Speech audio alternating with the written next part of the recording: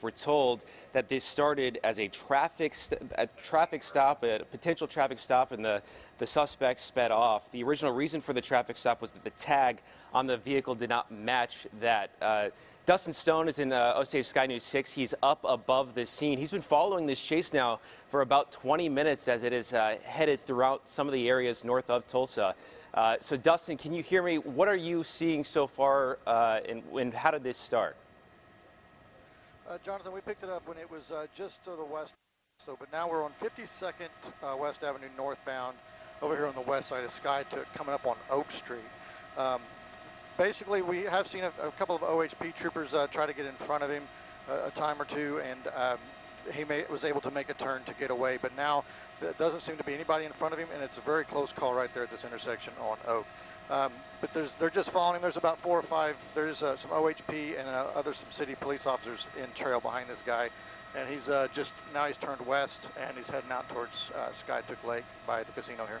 Yeah, and for those unfamiliar with this area, that's the Osage Casino that is up there, just kind of west of Skytook. What are the speeds that you have seen throughout this? Has he been kind of slow? How fast has he gotten? Right now we're going about 60 miles an hour, and he's starting to pick up the speed a little bit. But he's been on these 2-lane roads over here west of Skytook and through Sperry, so he hasn't been able to pick up a whole lot of speed. But when he gets a long straight stretch like this, he does seem to really put the pedal down. We're moving westbound, like I said, towards Skytook Lake, and right now I'm currently about 70 miles an hour. And that looks like maybe Collinsville police that is following after. We did see the Oklahoma Highway Patrol a little bit earlier that was kept a little bit further back. We saw that OHP at one point was blocking off some roads, kind of when they were further into the country and some more rural areas. But it does appear that he is kind of speeding up as he has a straight stretch here. Yeah, that's right. We did see some, it looked like they were trying to get ahead to possibly put out some stop sticks, but he found another route to turn to avoid that. So now we're on Highway 20, moving west, kind of curving around here to the northwest, and there's not a lot in front of him. So he's got some room to run if they don't get ahead of him here pretty soon. Are you able to tell how many officers and law enforcement officers are following back behind him?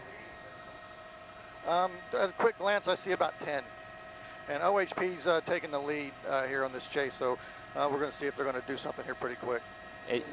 And this is a 2-lane highway there. Oh, and there it is. This is on the northeast side of Skytook Lake. Looks like they have this guy, the pit maneuver there, and he's still in the vehicle, it looks like. Yeah, he's still in the vehicle. OHP is staging around the vehicle to try to probably secure him and get the driver out. Thankfully that we know of, no other innocent people were involved in this from earlier, but they did do that pit maneuver to get him, and they are surrounding the vehicle. That looks like the Highway Patrol, Collinsville Police. You see any other law enforcement up there above them? Right now, that's the only ones I can see is Collinsville and OHP. I can't really read the other vehicles that are around it right now. And this is the west of the Stony Ridge campground over there on Highway 20, if you're familiar with that area. It looks like there could be a passenger in that car, too. They do look like they are surrendering, putting their hands up. And they're going to get down on the ground. I can't tell if there's a driver in there as well. I assume so. They're going to have them get out as well. If you're just joining us, this all started just about 12:50. When Collinsville police tried to pull over a vehicle. We're told that the tag on the vehicle did not match the vehicle, so we assumed that it may have been stolen, and that's why they tried to pull this car over. It looks like the guy in the yellow there, they're gonna, not sure if he was involved at all or if he was just a passenger in that. You know, sometimes in this situation, somebody is in the passenger seat and didn't want to be involved in this, so not sure about that. We're gonna try to work some more information in that, and it looks like the driver there. Can you tell who that is? Dustin, is that a woman that's getting out? It looks like a woman that just got out of the driver's seat there, Jonathan. I'm trying to move to a position where I can get that tree out of the shot here. Good news, though, it does look like she is surrendering peacefully. They're going to put her on the ground and put her in handcuffs here. Still not sure why she fled or why she started this chase to begin with, but like you mentioned earlier, the speeds were up to 70 miles per hour at times. They were going driving very dangerously, cut in front of some stop signs, and thankfully that we know of, nobody was hit in this. They did not get any wrecks at all.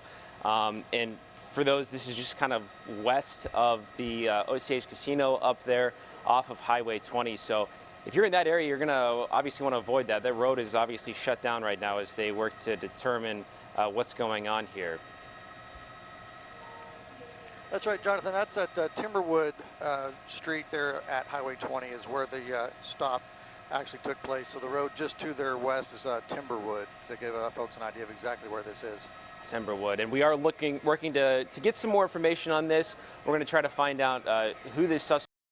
If you'd like to support what we do, please like, comment, and subscribe.